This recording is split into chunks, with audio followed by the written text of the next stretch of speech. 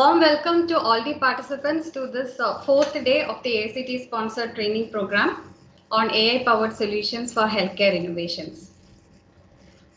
It's a privilege to have Dr. Mohanraj Venkatachalam, who is working as a data scientist at Renault Nissan Technology Center Private Limited in the Advanced Technology Group. So we welcome you, sir, on behalf of the management of KCG College of Technology and the teaching faculty and the coordinators of STTP. I extend a hearty welcome to this session, sir. Let me introduce you to the participants. Dr. Mohan Raj had worked as a data scientist in HCL Technologies for previous 3 years in the Data Analytics Center of Excellence, Chennai. Sir has completed his PhD at the Madras Institute of Technology, Anna University. Sir's research domains are computer vision, video analytics, and deep learning. His research was funded by the Department of Atomic Energy, Government of India. Sir had worked as a senior research fellow at the Madras Institute of Technology. During his experience, he had worked on various projects in deep learning and CNN and has come up and developed products, various innovative products at Renault Nissan Technology Private Limited. Sir, we welcome you to this session and over to you, sir. Thank you.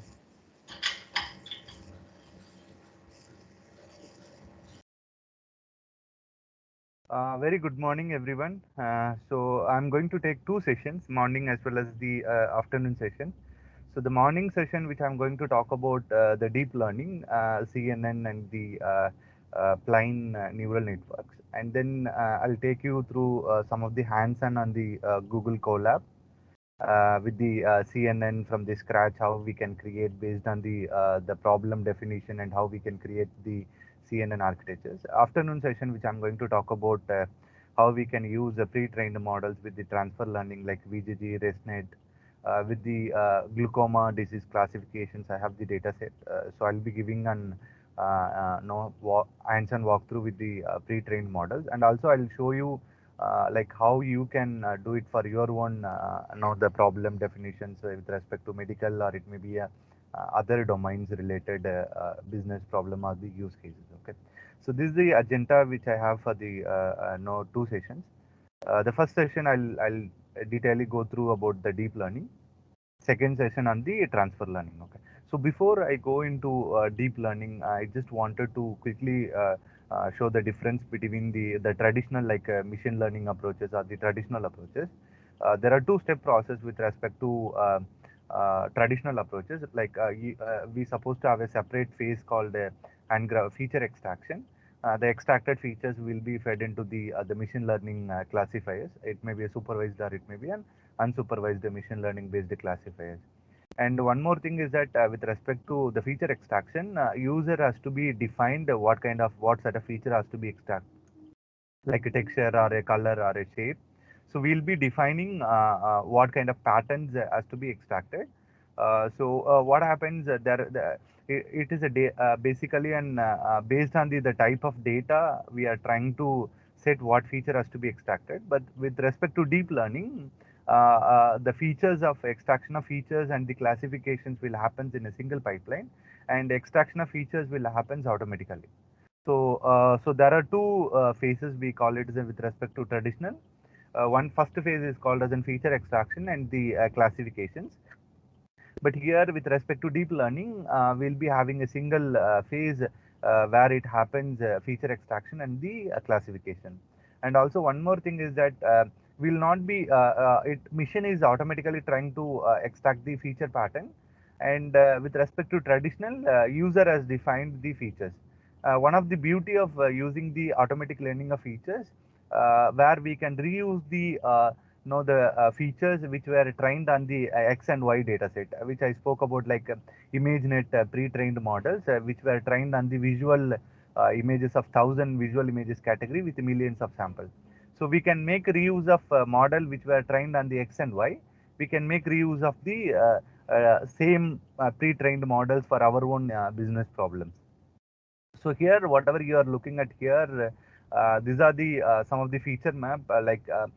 There will be a sequence of layers which will be stacked on top of each layer. where we'll be extracting some horizontal line or the vertical line on the first layer. Second layer will be using those horizontal and vertical lines to detect the some shape on the images, and then use those shape to know detect the structural parts of the object. So we'll be going in a sequential of layers where we can call it as the last layers are high level features which helps on the predicting or classifying what kind of object it is. So one more thing is that here these features are no it is irrespective of the shape and irrespective of the scale and irrespective of the illuminations. So we'll be giving n number of such a sample data with respect to the data which we want to classify, or we have to define what is the number of classes. So basically, deep base for the deep learning is the neural network. So quickly, I'll touch upon the neural networks logic. So basically here, whatever you're looking at here, these people call it a deep neural network.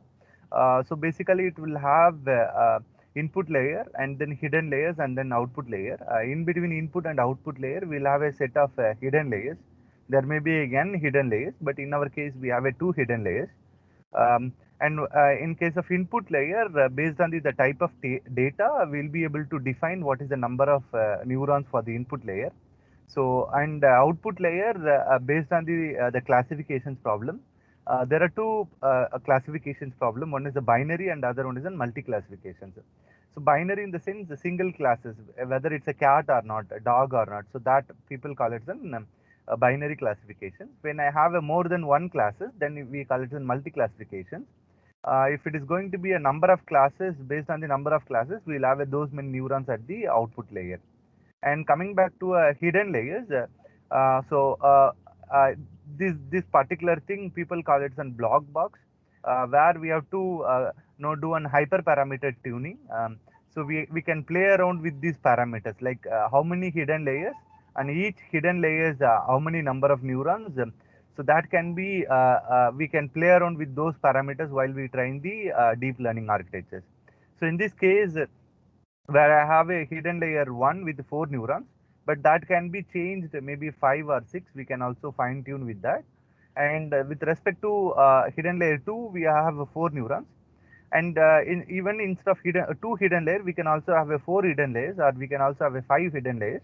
But that can be based on the benchmarking or the performance metrics analysis. We'll be able to come up with the best parameters for the particular data set. And one more thing is that if you look at here from the I to I plus 1 layer, all the neurons are interconnected, which means these people will call it a hidden layer or the dense layers. So based on the number of neurons from I to I plus 1, there are 4 neurons at the hidden layer 1. So there are 2 connections. So there will be an 8 connections which carries from I to I plus 1. So on each connections, it will, along with the input value from this neuron, it will also carries the weight vector that we are going to learn through the training of deep neural networks. And one more thing is that with respect to each neurons here, we'll be trying to do the dot product between the set of input neurons followed by the weight vector, and the summed up value will be given to an activation function.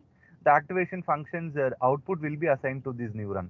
For example, if you look at here, it receives 2 input connections. So we'll have a 2 dot product summed up value. The summed up value of activation functions will be given as a input. Then the output of activation functions will be assigned to this particular neuron. So, and one more thing is that this particular output will be acting as the input to the next layer. So the previous layer output will be considering as the input to the next layer in the network. So it goes in a sequential way. So only we'll be giving the input to the first layer. Subsequent layers, the previous layer output will be considered as the input to the next layer. So as I said, like here in deep neural network, each neurons carries the input value, which means X is the input value and W is the weight vector. So this will be a randomly initialized W vector. So we are trying to learn this W vector with respect to deep neural network. So through there are 2 phases are there with respect to deep neural networks. One is the feed forward network and the other one is an backward propagation. In feed forward network, with the random initializations, it will try to predict the output value, and then we'll have a ground truth value, and the predicted value where we'll get the loss or the error. With the error and the loss, we'll try to do the backward pass using an weight optimization techniques, which are called as a gradient descent. So with respect to error, we have to minimize this error where we need to change this W value. The weight updations are happens at the backward propagations. So from the output layer, we'll come back yeah, one layer before, and then we'll come back till the last layer in the network. So where as I said, like it happens dot product between the input and the weight vector, and there are two input connection. These two input connection dot product summed up value will be passed on to the activation function, which is a sigmoid. So here I have mentioned the three major activation function: sigmoid, tanh, and the ReLU activation functions. Let me give you the difference between these three activation function.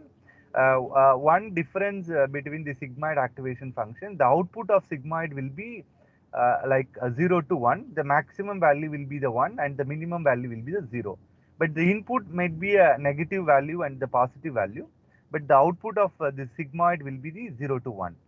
And also this curve, it's not a zero centered. If you look at here, the curve is not zero centered, but with respect to tanh, which is a zero centered, and the range of value is -1 to +1. So the output will be range between -1 to +1.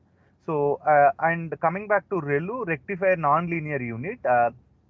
So where if it is the dot product summed up value, if it is a positive, it will be taken as it is. If it is a negative, it will be considered as a 0. And as I said, like on each layer, we'll be using this activation function. But what activation functions I can use?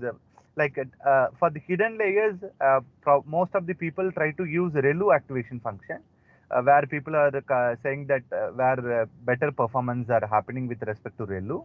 But with respect to tanh, it is a computationally expansive because lots of exponential functions are happening with respect to tanh. But ReLU, it's a simple, it's a less expansive computational, but and also faster, and also the performance wise, it's better. We can use the tanh and the ReLU as the hidden layer activation function. But with respect to the output layer, I have mentioned about binary and the multi-classification. In binary, we'll use the sigmoid, and with respect to multi-classifications, we'll use the softmax activation. There are other activation functions like parametric ReLU, ELU. So there are different versions of ReLU also available. People can play around with those. These are the one of the hyperparameters. Activation function is the one of the hyperparameters. If you have any doubts, please post it on the chat, or you can unmute. Maybe you can ask your queries. So as I said, like here we have two things with respect to deep neural network: feed forward and the backward propagations network. And one more thing is that what are the some of the functions or key concepts which will be used especially with respect to deep neural network. One of the functions are cost functions. With the random initializations, it will try to predict the given input data. It will try to predict the output value, and with respect to the actual, where we will try to compute the loss. So where we are trying to minimize that loss, what will be called as cost functions. And backward propagations with respect to loss, where we are trying to update the weight value and the biases based on the loss or the error value. The learning rate, which will be alpha, will be used, which will be a minimal value, which will be a 0.0001, or you can say 0.004. So we can have, we supposed to have a learning rate with the minimal value. And the optimizer is the one of the functions which will be used for the what kind of methods or the techniques we are going to use it for the weight updation techniques, gradient descent or stochastic gradient descent or the ADAM. So these are the the weight updation techniques will be used for the optimization technique. The regularizations is the most things people use in deep neural network.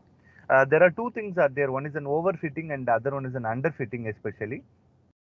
When your data has the such a things on your problem, if your model is overfitting, we can go for an regularization techniques where people try to use a dropout layer and the batch normalization to avoid overfitting on our data. So the epoch is the one of the terms. So how many iterations are the how many epochs we are going to use it to train the deep neural network. So we'll be going hundreds or thousands of epochs. For example, here one epoch in the sense I have 1,000 data. So I'll feed all the 1,000 data feed forward and I'll do the backward pass with all the 1,000 data. One epoch is done. Then I'll feed the same data with the newly updated weight I'll use and I'll feed the data again. So what happens here, it's basically a data driven approaches. We'll be giving the data again and again until the loss goes the minimal or the closer to 0.00. So basically here in input layer, the shape will be based on the type of data. So here the n is the, for example, if my data is an image, which means 32 cross 32 into 3, which is a color channel images, which I'll be having a 3072 as the number of pixels. So there will be a 3072 pixel, and each neuron it will have a single pixel value. So here we have a two vector. One is the x vector, which is the input pixel value, and the w vector, which is a weight vector. The w vector will be initialized randomly, and then we'll try to do the dot product between the x and the w vector based on the number of input connection, and the dot product summed up value will be given to activation function, which is a f. For example, here if I'm going to use a ReLU, which means the maximum value of 0 comma x. If the dot product summed up value is a positive, then it will be considered as a positive value. If negative, it will be 0. For example, if you consider an image over here, which has the 3 channel matrices, red, green and blue channel. We'll be trying to reshape into an one-dimensional vector. So here, red channel pixel value, green channel and the blue channel. For example, if it is a 32 cross 32 into 3, it will be 3072 pixel value. So each neuron will have a single pixel intensity and to the neurons. Basically there is another activation function, which is a step activation function. It's a simple kind of linear function, people will say. Like if it is a positive, well, if it is greater than certain threshold, it will be 1, less than certain threshold value will be the 0. Quickly, I'll walk through on this. As I said, we'll be only feeding the input neurons value, but the subsequent layer neurons value will be computed based on the given input value. So assume that I have input neurons with the N1 and N2 and N3. So I have a W vector. For example, here the N4 receives the previous shape will be 3. So N4 also receives 3 input connection, and N5 is also receives the same input connection. But the difference here, if you look at the difference, there is a separate weight vector for N4 and the separate weight vector for the N5. Though it receives the same input pixel, but the weight vectors are different. So coming back to N6, so it will have a N4 into W46 plus N5 into W56. Then the dot product summed up value will be given to an activation function. The activation function output will be given to an N6. So this is what here it happens with respect to N4, N1 into W14 plus N2 into W24 plus N3 into W34. So you will get the dot product summed up value. The F represents the activation function. Similarly, N5. So once we compute this hidden neurons value, we'll be able to compute the next layer. So it will go in a subsequent sequential way to compute the next layer output. So assume that the N6 is the machine predicted value. So we'll be having an actual value or the ground truth value. So for the given data, the ground truth value is Y and the output predicted is O. So we'll be having an error. So this error has to be minimized. So where we'll be trying to do the back propagations network. With respect to simple example over here, given an image is cat or not. So this particular image has the 12,287 pixel value. So all this each pixel value will have a single neuron, and then as I said, we will have a W vector and the X vector. X vector is the pixel value and W is the weight vector, which will be randomly initialized. So the dot product summed up value, there will be a bias. It's again a random initialization based on the number of hidden neurons. So those many biases also will get initialized randomly. So the dot product summed up value along with the bias will be given to an ReLU activation function. Then the next layer we are trying to perform with the sigmoid activation function, which is a binary classification. The last layer we are trying to use a sigmoid. So again, we have a two vector. The A vector is the hidden neuron value, and the W is the weight vector for the hidden neuron value, and the B is the bias value. So the dot product summed up value will be given to a sigmoid. Then we are trying to fix a threshold above certain value, which means above 0.5 will be the cat and less than 0.5 will be the non-cat value. So this is how the deep neural network it works. So quickly I'll show you with the simple example with respect to neural networks.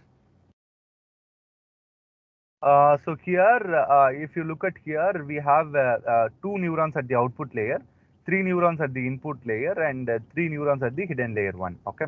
So now I'm going to use the sigmoid activation function. So this is the curve, sine wave curve, especially with respect to sigmoid. So this is the mathematical formula. So the t is the dot product summed up value. Okay. So I'm going to use the sigmoid activation function across all the layers in this example. So now, for the input neurons, I have taken the random value for this input neurons.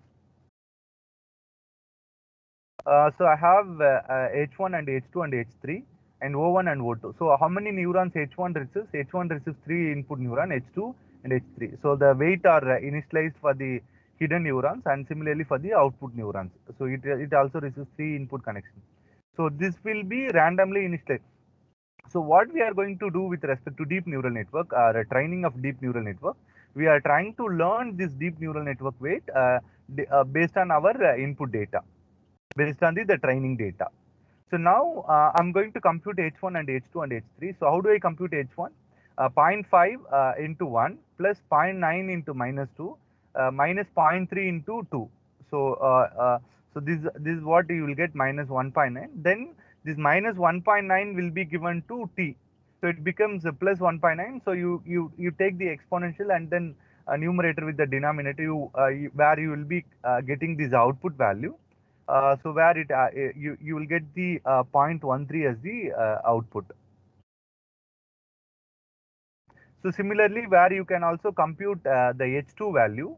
The H2 value, I can compute this H2 value 0.5 into 2, 0.9 into 1, and the minus 0.03 into minus 4. Just give me a minute.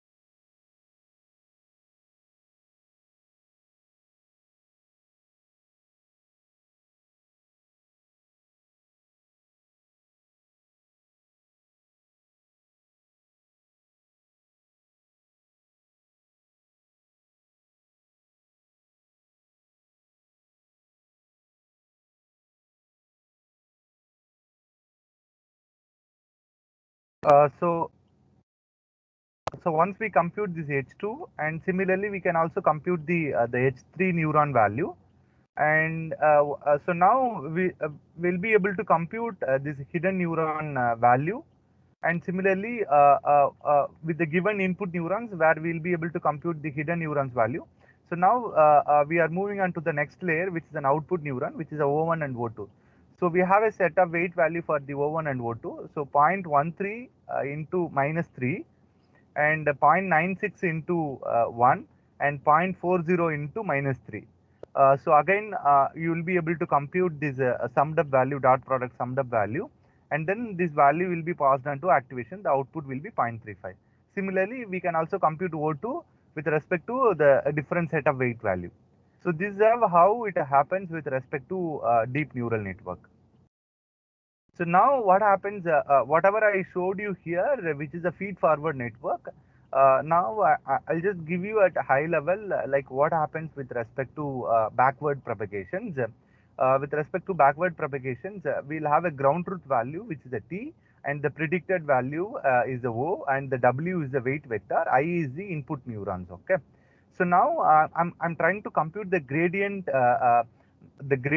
value with respect to the error. First order derivative, and similarly this is the mathematical formula we'll try to use for the weight updation technique. So I is the input neurons 0.13 and O is the predicted value and T is the ground truth. So similarly, where we'll be able to compute the error with respect to the weight value, and then we'll have a existing weight value. So sum up with the updated weight value with the original weight, where we'll be able to get the new weight value. So this is how it happens for the gradient descent. I'll show you one more formula which we'll use it for gradient descent. So if you look at here, so this is the how it works for the gradient descent. So if you look at here at the initial level epochs, the loss value will be very huge. So once we keep iterate or do a weight updation techniques for the n number of epochs at the iteration, the loss will be minimal, and the so where we'll be able to learn the optimal weights and with less error. So this is how it works with respect to the gradient descent weight updation technique. So we'll be having the feature value, and then we'll have a random initialization of W vector, and then we'll try to compute the gradient with respect to error, and then we'll update this weight value, and then we'll try to repeat this process for the n number of time until this error converges into or the loss converges into 0.00 or something. So quickly I'll show you on the deep neural network with the diabetics data set. This is the PIMA Indian diabetics dataset to identify whether the person is having an diabetics or not, which is the binary classifications problem, like 1 or 0. So these are the features considered for or performing diabetics classification. So before I go into the hands-on and the Google Colab, any doubts on this? Any queries here?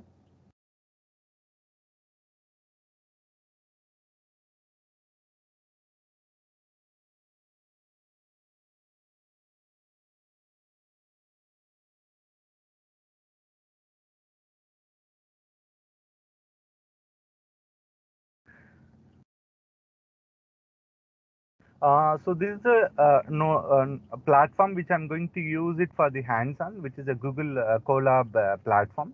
So the advantage of this Google, anybody has taken Google Colab before this session?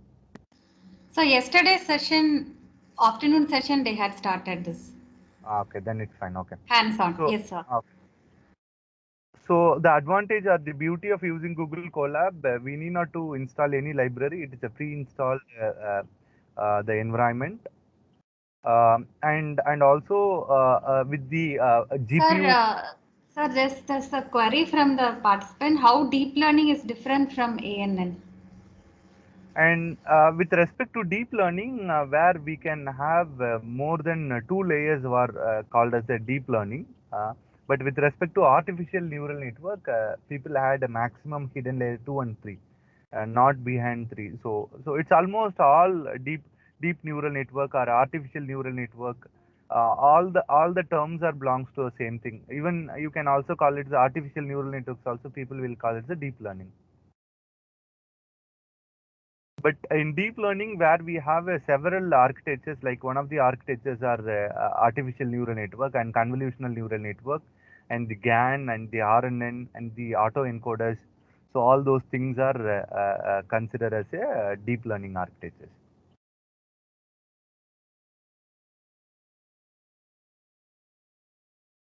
Let me go into the hands-on.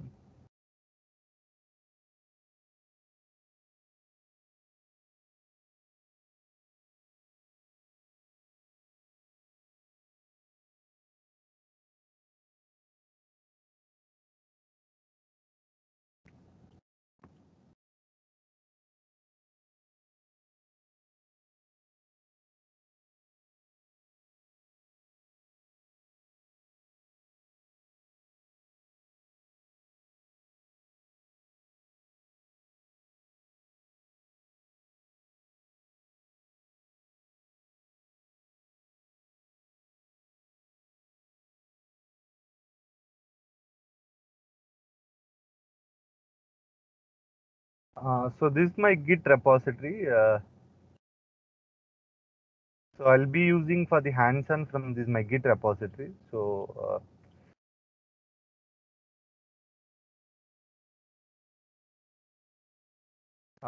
here I have this data also in a CSV file with the Pima Indian dataset.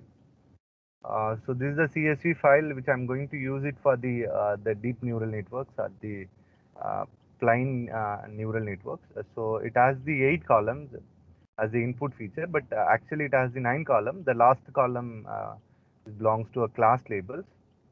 Uh, so I have this data in my Git. So I'm trying to clone the data. I'm trying to clone this entire repository from GitHub to the Google Colab. So I have this URL, and you can use the Git clone and the URL which you want to clone. And necessary libraries, like here I'm trying to use the Keras and the TensorFlow as the deep learning libraries. Like Keras is an high-level API. It uses the backend TensorFlow and Theano, but most of them use the TensorFlow as the backend to create the deep neural network architectures. So here I have a hidden layers, and I'm going to create a stack all these layers in a sequential manner. And the NumPy library I have imported, and I'm trying to clone whatever data from the my GitHub repository to the Google Colab. So you will be able to find the folder with the image read. Under this, we'll be having this Pima Indian diabetics dataset.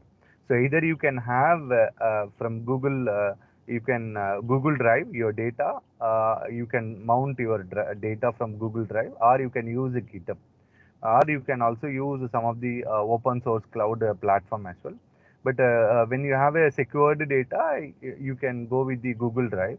If not, you can use Git as the, but there are some memory constraints are there with respect to GitHub. But with respect to Google Drive, there is no memory constraints. You can have any size of data for your business use cases. So now I have this data. Once I have this data, I'm trying to read this particular CSV file. You can use NumPy, or you can use a Pandas library to read this particular CSV file. So now I have read this particular CSV file. As I said, I have to segregate the X and the Y variable. X is the input features and Y is an output variable. So now I'm trying to do array slicing all the rows, 0 to 7 column, and the 8th columns alone, which is the Y variable.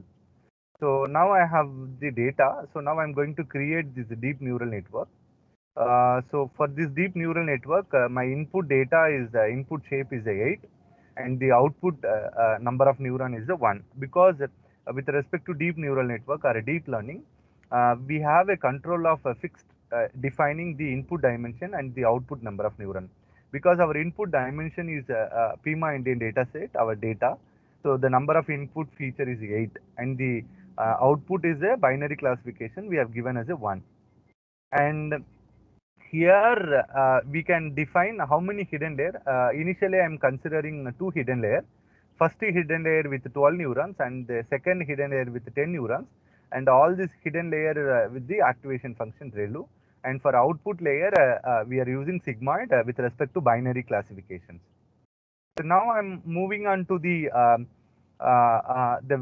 backward propagations, where we are trying to use the loss and the weight updation techniques. I'm using a gradient descent version of optimization technique, and the cross entropy loss is the base. And if it is a binary, we'll use a binary cross entropy, or the multi classifications, we'll go with the categorical cross entropy loss. And this is the tabular representations for our model. It will tell you like how many weight vectors are required at each layer level. For example, here we have a 12 input hidden neurons. 12 into 8, there will be 96 weight vector plus biases. Biases in the sense 12 number of biases, 96 plus 12, you need 108 weight vector for the hidden layer 1. So this is how it defines the how computational your models based on the number of parameters. Now we are going to train this model, model.fit function. model dot add is the create where we are trying to stack all these layers. Model dot compile is the backward propagation, and the model dot fit is the training of our deep neural network. So here I'm trying to define the batch and the epochs. So the batch in the sense, instead of taking all the data at a one stage and then do a backward pass, so we are trying to take the segments of data where we are trying to do the feed forward and the backward propagations.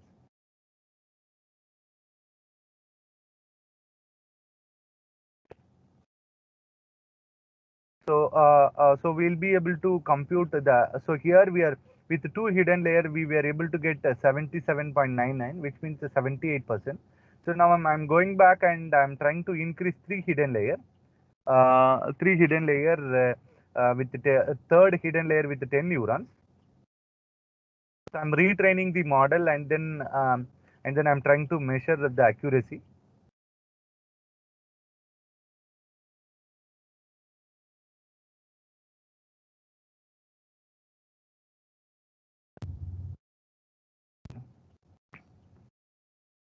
So now by adding one hidden layer where we were able to increase the accuracy 0.15.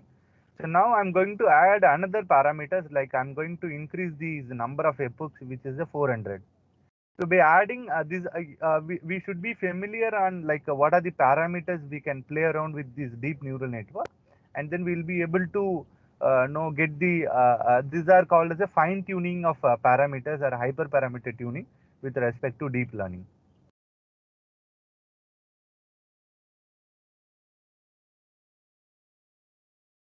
So where we are able to increase 83.46.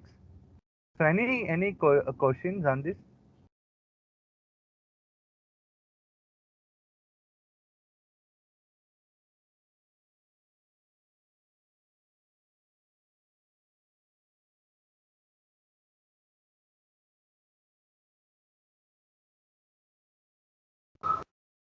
Hello.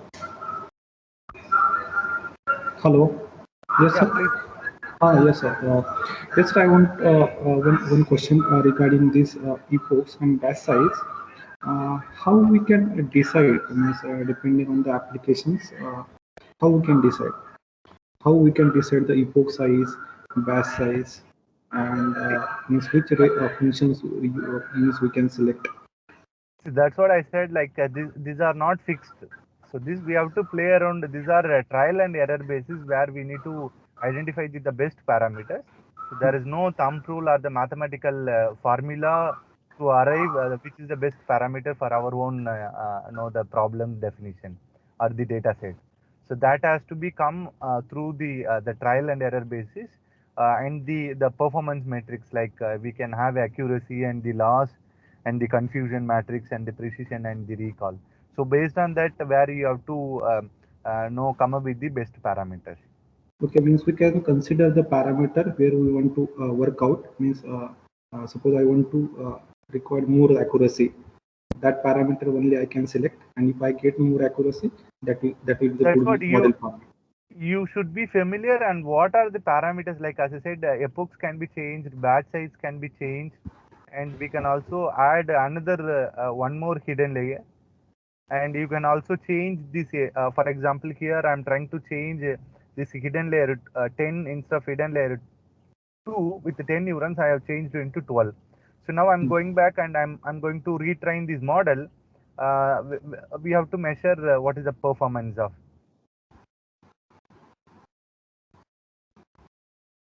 So this is how we have to know. You have to retrain your model multiple times actually. Okay. So we should be familiar and what can be changed and to improve the know the performance. One is the number of hidden layer neurons, and you can also increase the number of hidden layers. You can also change on the activation, but as per my experience, ReLU is the best parameters for the hidden layer activation function.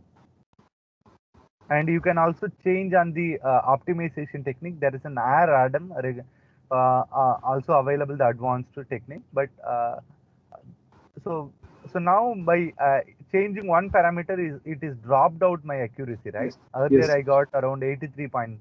So it is not Okay, sir. always sure that by increasing these hidden neurons or by increasing the hidden layer, it will not always increase your accuracy. Sometimes it may increase or sometimes it may not increase.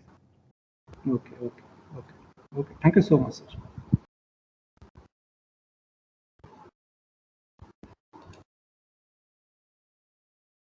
Is there any predefined rules for selecting hyperparameter? See, it comes through basically I am working on this field for more than 6 7 years on machine learning and computer vision and deep learning. So based on that, where I'll be able to know come up with the some of the thumb rule based on the expertise where I try to define this parameter. But like what usually we do while we create a deep neural network. Based on our input dimensions where we'll try to increase no decrease 25% basically. So that is the thumb rule we try to follow, or we try, if I want to increase by factor of 2, we'll try to increase the no the number of hidden neurons. So but still these are some of the thumb rule what no in the community people follows, but still that is not proved yet.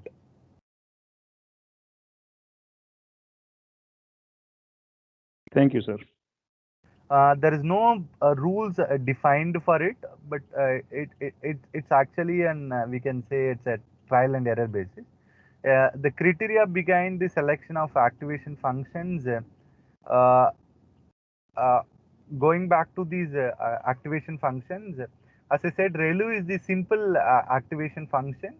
It suppresses the negative values into zero. Only it considers the positive value. But sigmoid, when I want the probability scores between 0 to 1, I have to go for an sigmoid activation functions at the output layer. Because for the given classes, I need to get how confidence it belongs to cat, what probability it belongs to cat. So to predict or to classify the data at the output layer, people go with the sigmoid activation function. But with respect to hidden layer, I have not used much on the TANH, but most of these activation functions at the hidden layer I have used with the ReLU. Sir, can we go for leaky RELU also? We can use, but I have used on the one of the architectures called for the deraining. There is a research work which I have done to remove the rain sticks from the deep learning. I have used the deep learning to remove the sticks from the images which were captured on the rainy environment.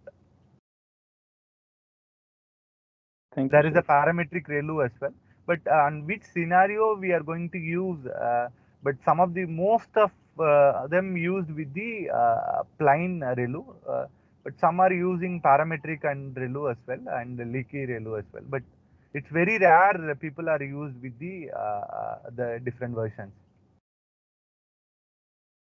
But I could Thank you, recommend sir. to go with Yes, sir. the ReLU as the first version. Maybe you can fine tune, you can change with the leaky or the parametric, and you can measure the performance. Yes, sir. Thank you, sir. Good. Any other question?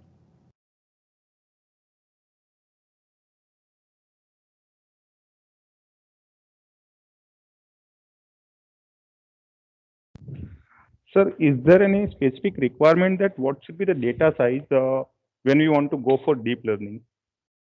See, again, there are two things are there. As I said, when afternoon, which I'm going to talk about, when I don't have insufficient data, especially with respect to medical thing, where we will not be able to train our model from the scratch, right?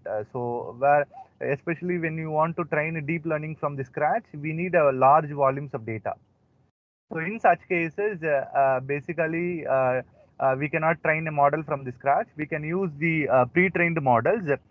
Pre-trained models like ImageNet, we can make reuse of it. And then instead of training the model from the first layer to till the last layer, we'll be retraining only the few layers alone. So that I'll talk about afternoon when we don't have a large collection of data for the business problem or the applications. Is it transfer learning, sir? Yes, it's a transfer learning, yes. Thank you, sir. But if you have less data, it is not meaningful at all training the deep learning from the scratch. Yes, sir. And also there are ways like data augmentation techniques are available to synthesize your data. Like if you have a hundred or thousands of data, with that you will be able to generate some more data by doing and flipping, scaling, those things we can apply on our data if it is a image related. Yes, sir. We can go with a generative adversarial also, I think, sir. You can go ahead with the GAN, but I have not used much, but still there are some security concerns are there with respect to GAN. Yes, sir. But lots of research nowadays are going on with respect to how people are fooling the the deep learning architectures. So that is Yes, sir. a research activity separately it's going on. But I'm not sure about how this GAN will be secure with respect to deep learning. Yes, sir. Thank you, sir.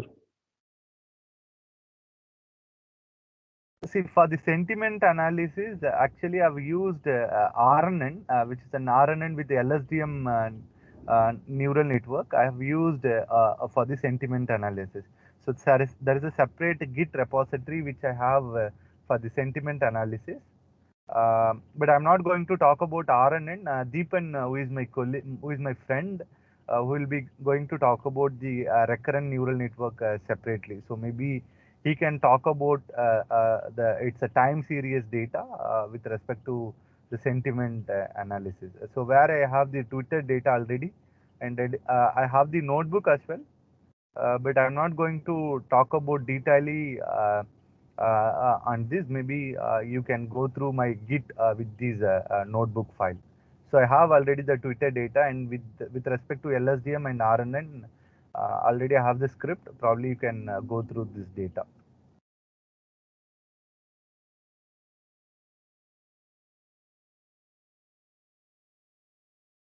Any other questions? So quickly, what I'll do, I'll explain the concept behind CNN, but hands-on I'll try to cover on the because. Uh, so now coming back to a convolutional neural network. With respect to the plain neural network, we are not extracting any patterns at all. We are not extracting any features. Directly, we are giving all these pixel values into neurons, and then the neurons are trying to classify these given input pixels, right? Instead of giving the pixel value directly into the neural networks, where we are trying to arrive or extract some patterns or the features from the pixel value, and then at the output layer where we are trying to classify whether the given image is a dog or cat or not. So here with respect to CNN, we are trying to have additional two more layer, which is a convolution layer and the pooling layer. So what the beauty of this convolution layer, it will try to scan these patterns like edges and the shape and the parts of the object and use those feature patterns. Like let me show you some simple example here. If you look at here, the person images, right? These person images are represented with this 2D array with the pixel value. Um, for example, here, let me choose some kernel here. I'll choose the original image as the first one. So whatever you are looking at here, this is the original image. I'm going to apply the Sobel kernel, which will try to extract the gradient from the images. Okay. So it will try to eliminate this background and it will try to extract the foreground patterns like gradient from these images. But whatever here we have applied this kernel. See, convolution is not a new. It is a basically we have used in our image processing techniques where these are the predefined kernel like Sobel kernel, Prewitt kernel, Laplacian kernel. So those are hand-defined kernels.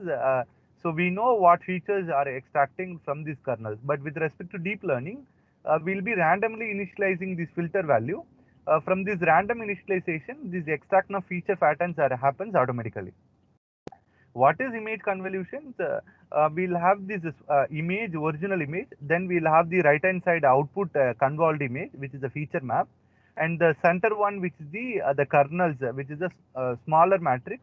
It will be in the form of odd size, 3 cross 3 or a 5 cross 5. Assuming here we have taken 3 cross 3 kernel, so I'll be fitting these 3 cross 3 kernels into center of these kernels into each xy coordinates in the images, and then on each xy coordinates there will be a 9 pixel value and the 9 filter value. So we'll be having this dot product summed up value, and the summed up value will be put onto the same dimension as the output with that dot product summed up value. So we'll be sliding these kernels across each xy coordinate by slide value of 1. Sorry.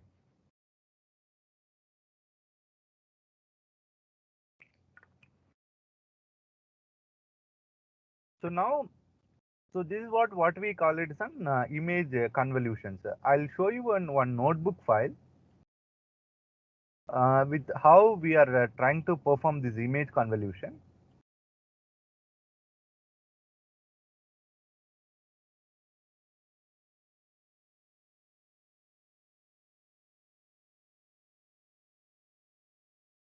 So I have this notebook file. I'll show you what happens with respect to, I have an cat images. I'm trying to read on cat images, and after reading the cat, I'm trying to resize these images into 100 cross 100 dimension, height and width. For that, I'm trying to use OpenCV library, and which is a color images. I'm trying to convert into one grayscale images, and then I'm trying to visualize through Matplot library. So now I have this particular images. So I'm going to perform 3 cross 3 kernels here. So with the predefined kernel, I'll show you one result. So now I have this 3 cross 3 kernel, which is a fixed kernel. With that, I'm trying to show you how this convolution happens. So there are 3 cross 3 filter value, and for each 3 cross 3 kernel, there will be neighborhood pixels. So there will be a 9 neighborhood pixels with respect to center. Along with the center, there will be a 9 pixel value, 9 filter value. This dot product summed up value will be put onto the output matrix. I'll show you what output will be arriving at the after performing the image convolution. So this is what the features will be getting at. If you look at here, we have this cat ears, and the patterns of this cat is trying to extract this feature pattern. But we are trying to extract these feature patterns basically not alone one feature pattern, where we'll be having a multiple number of filters on each layer. But this learning of filters will happen automatically. So we are not defining any kernels at all here. So we'll only define what is the shape of our kernel. But this initialization of these kernels will happen randomly. I'll also show you with the another set of filters with the image convolution.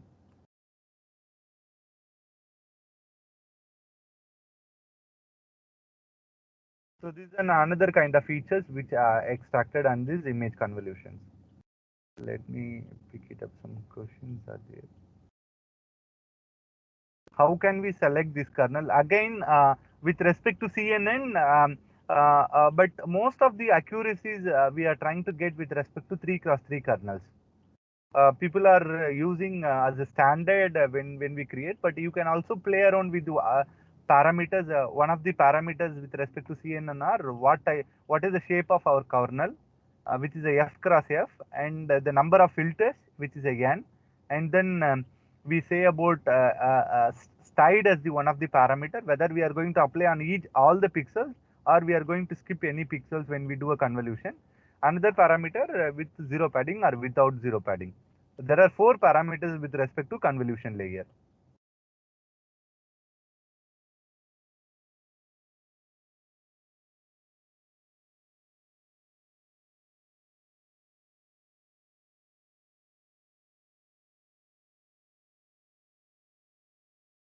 So now I'll quickly move on with the CNN. Looking at here, this is a simple example for CNN architectures. So whatever here you are looking at here,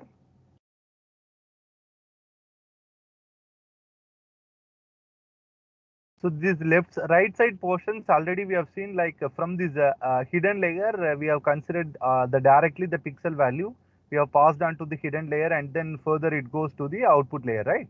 But with respect to convolution layer, where we have a convolution layer and then pooling layer. In convolution layer, with the smaller 3x3 matrix, where we are trying to extract some patterns, and the extracted patterns will be passed on to the pooling layer. There are two kind of pooling. One is average pooling and the max pooling layer. In max pooling, within this filter, it will try to pick the maximum value. So basically, these max poolings are used to reduce the spatial dimension. It won't reduce the depth. It will only reduce the height and width of each feature map from the convolution layer. If it is going to be in CNN, the first layer always it should start with the convolution. We can have a 2 convolution or 3 convolution, followed by we can have a pooling. But at least one convolution layer we should have before having the pooling layer.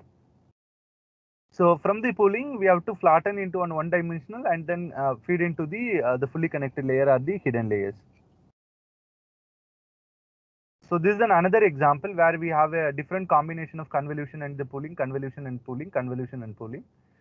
So as I said, like here till the convolution and pooling, we call it a feature extraction, and this is a classifier. So whatever I showed you with the PIMA Indian, that is a classifications problem. We are not extracting any features at all. So from this image data, where we are deriving some feature pattern, and the extracted feature pattern we are feeding into the classifier. What is going to happen with respect to image convolution? As I said, here we have a 2 kernel. Sorry.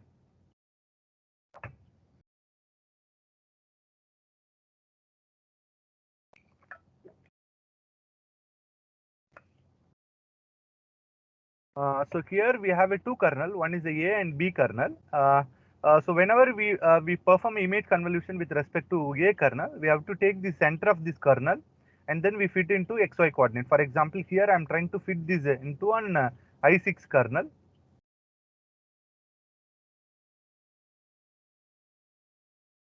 For example, here if I want to fit this I1, my kernels will be like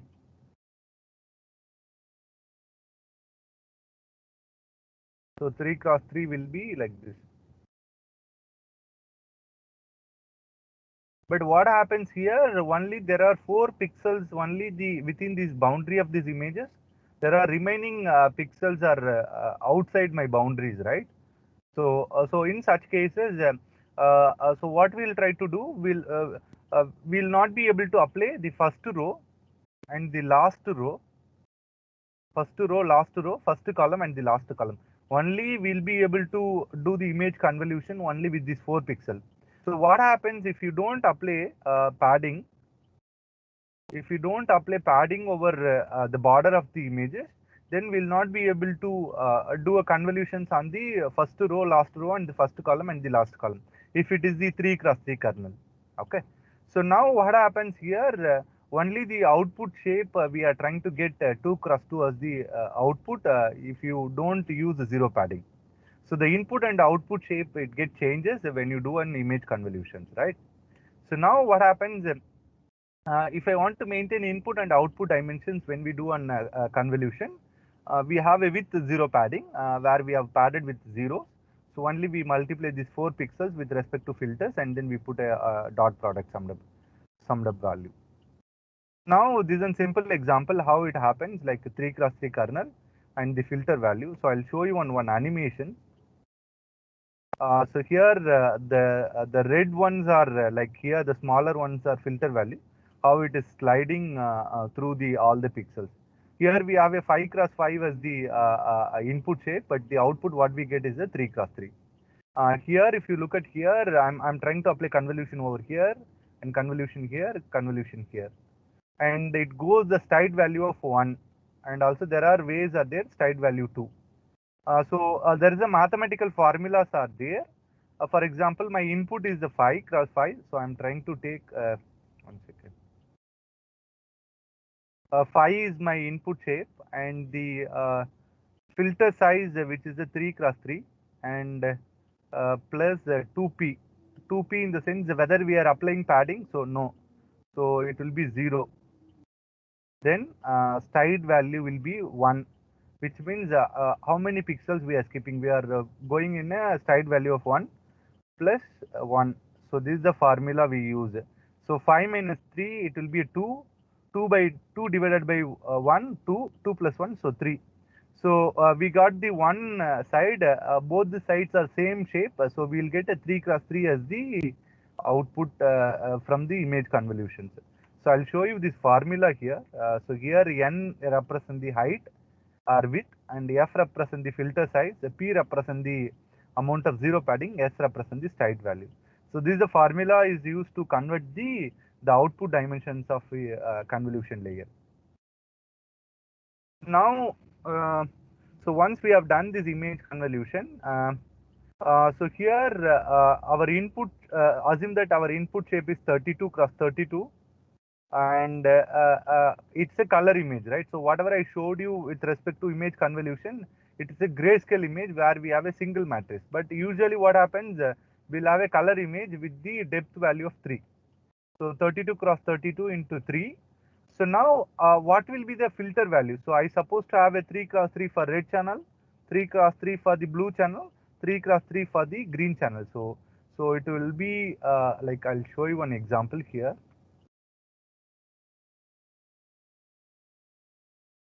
If you look at here, I have a two filter. W0 is the one filter, W1 is the another filter. So I have a 3 cross 3 for red, a 3 cross 3 for blue, and 3 cross 3 for the green channel. So again, this dot product summed up value will be put onto this output matrix O1 and O2. O1 is the W0 feature map, and this one is the W1 feature map.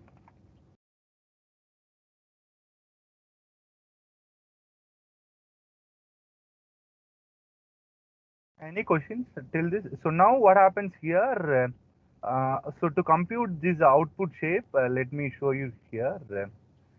So 32.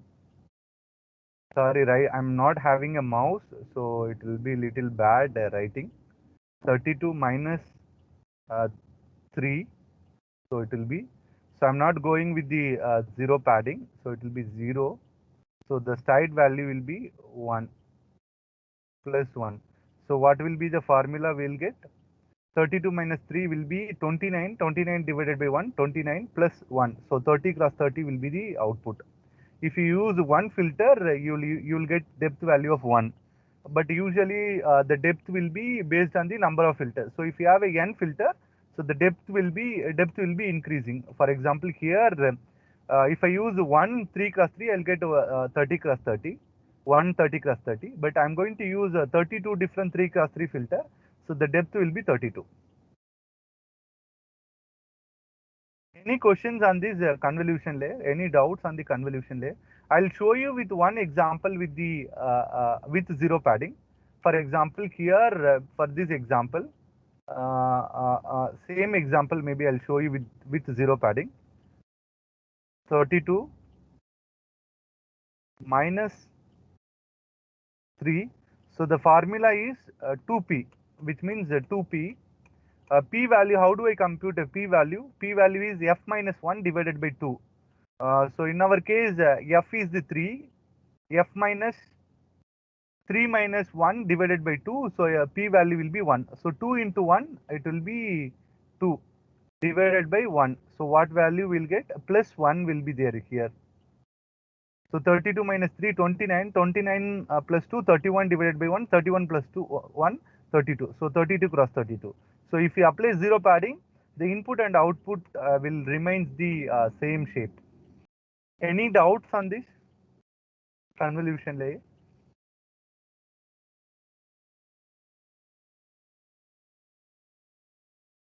Any queries on this?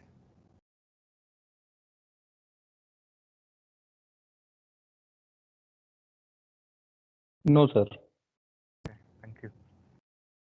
So quickly, I'll show you here. If you look at here, how they have performed the zero padding, but the original image is the 5 cross 5. Okay, but before they perform a convolution, they have padded with the 1 zeros because they have used a 3 cross 3 kernel. 1 0 on the border of the images they have padded, and then they are performing.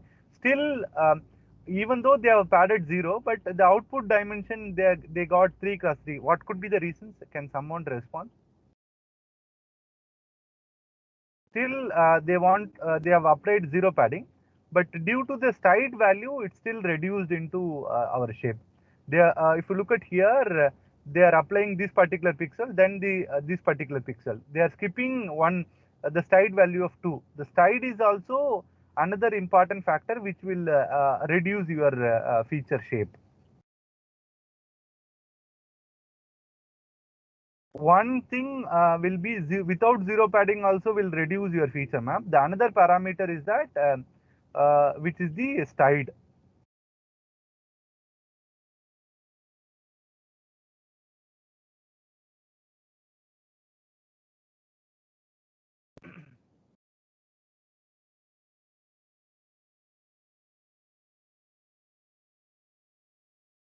So what it does basically with respect to the CNN, basically here in the first layer it extracts the ears and the eye features, and then we combine these features in the next layer further and further. So the features are getting merged where the last layer features are no, the high level features which are prominent to perform the classifications. Like if you look at this particular example, this is the one where we are getting 10 filters. The first filter feature map, the second filter feature map, and these features maps are passed on to the next layer further and further. Finally, try to predict the probability with the which is the output classes. Moving on to the next layer with respect to CNN, which is an pooling layer. So as I said, like a pooling layer will be placed the next to the convolution layer. It will try to reduce the height and width of the spatial map. So here most there are two parameters. One is the filter size, and the other parameter is the stide. Okay, but here with respect to convolution, we try to do the dot product between the input pixel and the filter. But here we are not going to do any dot product. Just within this 2 cross 2 filter, we have a 4 pixels. Among these 4 pixels, we have a maximum pixel value, which is the 7. Okay. So here the ultimate goal here to reduce the spatial dimension. So we are trying to reduce the 4 cross 4 into 2 cross 2. So the side value will be the 2. The first pixel where we are applying 7. The next pixel where we are applying 5. So within these 5 we have a 4 pixels. Among these 4, which is the maximum value. So again side value 2. So here the basically here the most used parameters with the filter size 2 cross 2, and the side value will be the 2. Here we can have even kernel or the odd kernel, but with respect to convolutions, we have to use always odd kernel size. So we also have max pooling and average pooling. So instead of taking the maximum value, here we go with the mean value, sum of 4 pixels and divided by the number of pixels where we get the mean value or the average of pooling.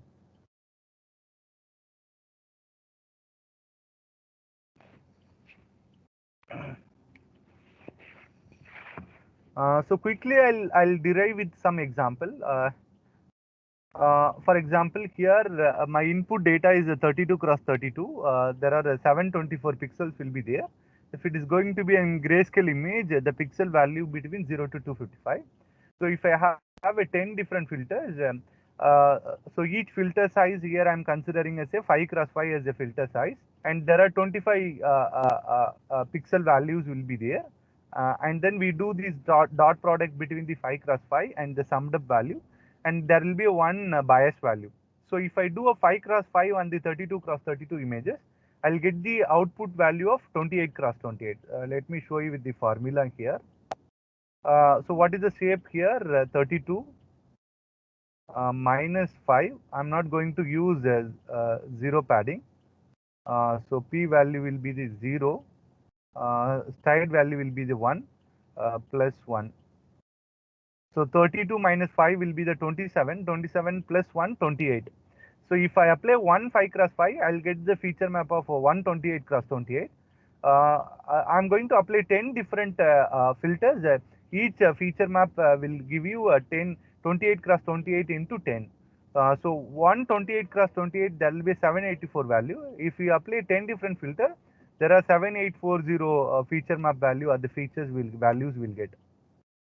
The next layer, if I use a pooling layer which with 2 cross 2 as the filters and the side value of 2, so which will reduce from 28 cross 28 into 14 cross 14.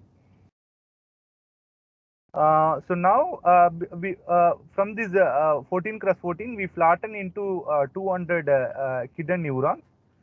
From these 200 hidden neurons, there will be a 1960 connection. Each neuron will receive the connection of 1960. So 200 into 1960, so we'll have 3,92,000 connection computations we try to perform. Next layer, from this 200, we can have 100 or a 10 based on the number of classes. Assume that I have 10 classes. So from 200, I'll arrive at the 10 with the sigmoid or the softmax activation. This is how it works with respect to CNN. I'm done for this session. Afternoon, I'll walk through into the hands-on with CNN and the transfer learning with the pre-trained models. Maybe I can take some 10-15 minutes, some questions if you have some questions.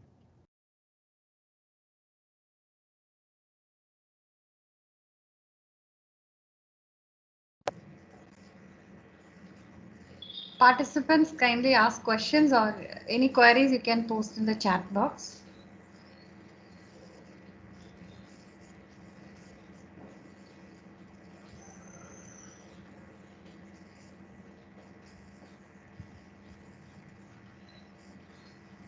Sir, are you going to cover how we can select the batch size? See, batch size, as I said, that is another hyperparameter tuning parameter. So you can change batch size based on your RAM computation size. It's again, if you increase into higher size, if you don't have a higher RAM, then again it leads to the error actually. Dump memory error you will get. Sir, actually, I am having an image where I am looking for global information as well as the local information also. Can you suggest some methodology with a minimum amount of RAM? You can use the Inception V3, which is the best approach, is where it tries to perform a parallel convolution. It will try to extract the minute level features actually. Okay, sir. Afternoon, I'm going to talk about some of the state-of-the-art CNN model, which are trained on the ImageNet data. So I'll discuss on the some 3-4 CNN architectures, how it works, how they created, and with the detailed explanation, and how we can make reuse of those models for our use cases. Thank you, sir.